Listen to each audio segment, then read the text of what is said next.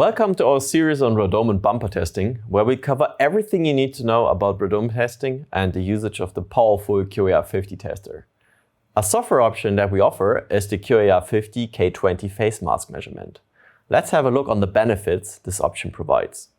I have prepared another sample, which you see lying in the instrument here. So again, it's a plate and it has milled in different thicknesses. So the plate thickness differs in these areas, and we are using this plate to validate the phase measurements that we do with the QAR50. So in this case, we're expecting 10 to 15 degrees of phase change due to the verification plate.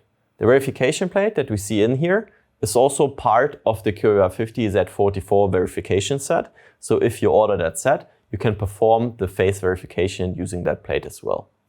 Let's have a look on the image result. On the outside of the plate, we can see a phase of round about minus 140 degrees. And then we have the different steps of the phases. Here we see minus 155 degrees, so that's the expected 15-degree phase change. Here we see minus 165 degrees, so again within the tolerance area that we are using for the milling process of this plate. So good to see that we can see such small and quite insignificant phase changes. Why do you need that, and where would you apply that, and when do you need that option? So one application could be to detect injection molding points, because usually there the material is thicker or thinner, and you would see that thickness change using the phase mask option. Another application where you could use this is the painting process. So when you spray the paint, you usually have a path that you follow with the painting. And for the radar, if you have 2 layers of paint, it has a significant influence on the transparency of the radome.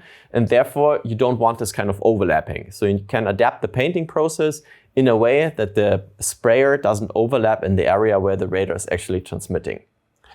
Another thing that you could be using that for is in order to find homogeneity or delamination. Means delamination of different layers if, for example, the primer isn't working correctly, or if the primer is too thick, if the painting is too thick or too thin. So you can check for homogeneity here.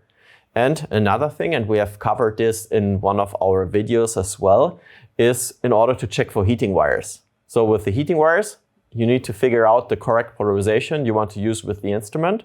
But then you can also see the heating wires and check for the heating wires, for example, using the phase mask option. So anything that goes into imaging requires the K20 option.